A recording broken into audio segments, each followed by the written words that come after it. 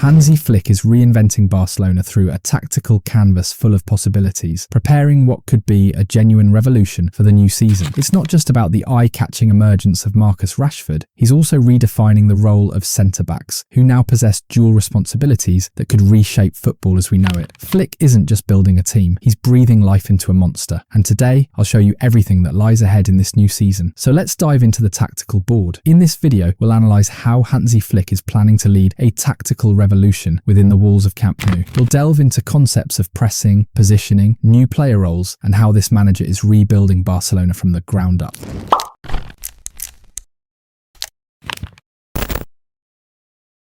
Welcome to Cadro Sport. Focusing on Barcelona's last 3 pre-season matches, we begin to place the pieces where they belong. In goal we have Joan Garcia, with Szczęsny also getting minutes. On the other hand, we must note that Pau Cubarsí is one of the centre-backs Flick relies upon. Alejandro Balde occupies the left-back position, and Araujo is also deployed centrally. But here lies one of the key innovations in this new-look Barcelona under Flick. Eric Garcia now enjoys greater trust and responsibility within the defensive line. Let us not forget that Eric Garcia delivered an excellent performance at the end of last season. But it's also important to mention Gerard Martín, another player making big strides forward, which is crucial for the tactical variations Barcelona will be implementing, as we'll uncover in this video. Meanwhile, during this year's pre-season preparations, we observe how Frenkie de Jong, Gavi and Pedri are rotating within the midfield engine room. Lamine Yamal now wears the iconic number 10 shirt, once graced by the Argentine star, while Ansu Fati's status continues to be respected. Rafinha holds his usual spot on the left wing, nothing new there, while Lewandowski leads the line as the out-and-out striker.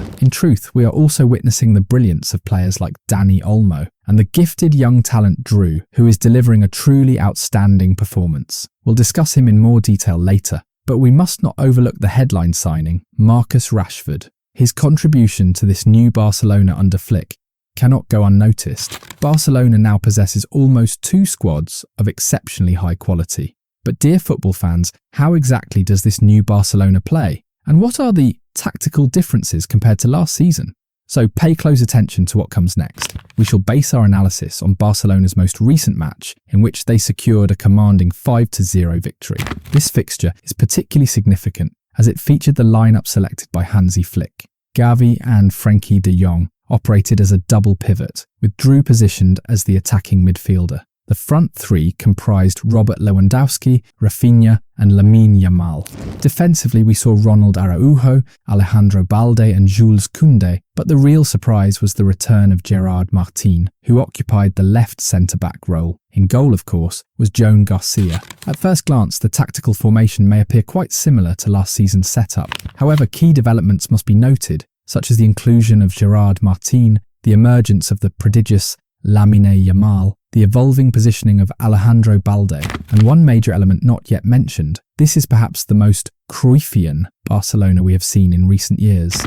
To begin with, we know that width on the right flank is now provided by Lamine Yamal. Meanwhile, Rafinha moves infield. He is the one who penetrates through the inner channel, thus freeing up the entire wing for Alejandro Balde to exploit. At that moment, when Barcelona have possession, we observe what is known as the famous box in midfield. Drew occupies the other inner channel, and in doing so, we see how this 4-man box is formed at the heart of Barcelona's midfield, a system now employed by many top European clubs: Arsenal under Arteta, Paris Saint-Germain under Luis Enrique, Manchester City under Guardiola, and of course Barcelona under Hansi Flick.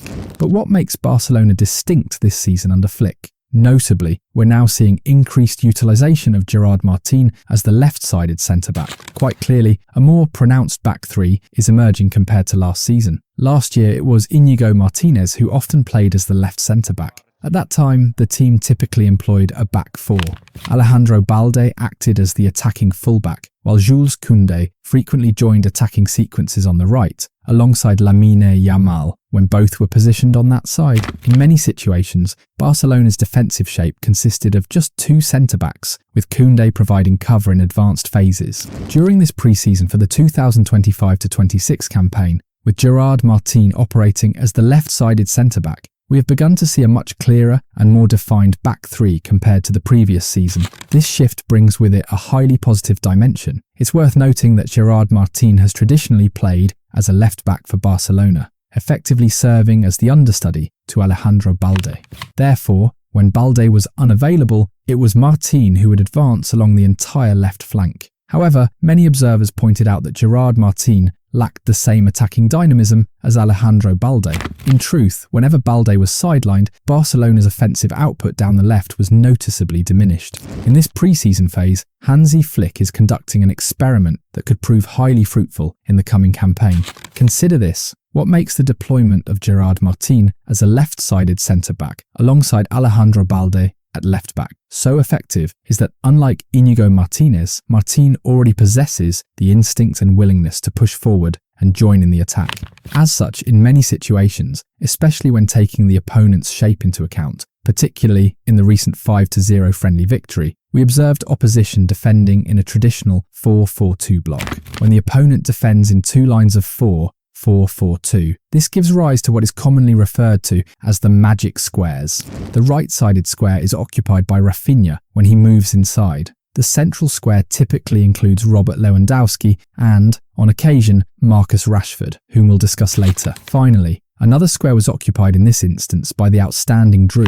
Meanwhile, Lamine Yamal provides width on the right flank, while Alejandro Balde mirrors this role on the left. Notice how Barcelona are utilising all 5 attacking channels, the 3 central corridors and the 2 wide lanes. What's particularly notable about playing Gerard Martín, the former left-back who has now transitioned into a left centre-back, is that we frequently observe Rafinha drawing the attention of the opposition's right-back.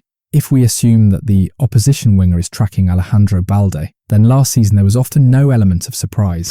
Now, we frequently observed, indeed Lewandowski's goal came as a direct result of this, that Alejandro Balde has begun drifting into central areas, which forces the opposition winger to track him inside. In other words, the opposition's right-back is preoccupied with marking Rafinha, while the right winger is busy following Alejandro Balde.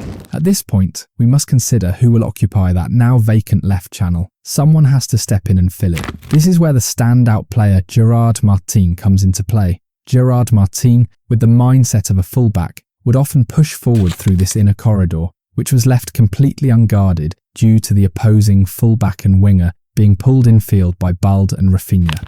As a result, we frequently saw Gavi drop deeper to act as a third centre-back, alongside Araujo and Koundé, maintaining the integrity of the back 3. At times this role was also taken on by Frenkie de Jong or Pedri in the second half. Now the question arises, can this approach, using 2 left-sided players in overlapping and underlapping roles, be applied in high-stakes matches such as El Clásico against Real Madrid or in Champions League ties? Let's shift focus and talk about Marcus Rashford and the role he may play. All of this seems quite promising. Gerard Martín, who is well suited to either full-back or centre-back roles, making intelligent forward runs when space presents itself on the left. But let's not forget, Barcelona have signed Marcus Rashford, a player who typically operates as a left winger and also as a central striker. And with Lewandowski and Rafinha already occupying starting roles, you may wonder, is there no room for Rashford in this team? Let me tell you, he absolutely has a place, and perhaps a more crucial one than many imagine. It's no secret that Rashford can play as a left winger and a central number 9. Occasionally, we've even seen him on the right flank, though that's less common. The left wing and central striker roles, remember those positions. With that in mind, we see Barcelona entering a new tactical model and a fresh revolution. The very one we discussed at the beginning of this video. With Rashford in the squad, the team gains significantly more flexibility. For instance, in the recent 5-0 victory, Lewandowski was substituted at half-time and Rashford came on as the number 9, an area he can fill with ease. Unlike Lewandowski, who typically focuses on pinning the 2 centre-backs, Rashford is expected to perform a role similar to that of Rafinha, starting from a wide position, moving into the central square, and then bursting out again into open spaces, where his pace becomes a lethal weapon. This is where the likes of Gavi, Dani Olmo, and even Lamine Yamal come into play, frequently playing passes into this dangerous zone. They can supply balls that Rashford, with his exceptional speed, can reach with ease.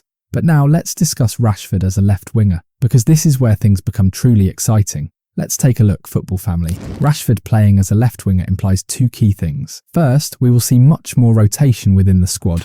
This could mean that Rafinha sees less time on the pitch and perhaps Dani Olmo and even Lewandowski as well. Lamine Yamal may well be the most indispensable and least rotated player in Barcelona's 11, but with Rashford's arrival, the overall physical burden on the squad throughout the season will be eased significantly. We'll frequently see a front three consisting of Rashford, Lewandowski and Lamine Yamal, although as you know, Rashford will often drift inside, leaving Alejandro Balde to provide the width down the left flank. We'll also see several instances of Barcelona fielding a two-striker setup, Lewandowski as the physical central presence, and Rashford as the more mobile, dynamic partner. It's a form of organised chaos, and now we come to the key point. Barcelona have struggled in the past against sides like Atalanta, who apply man-to-man marking within a high block system.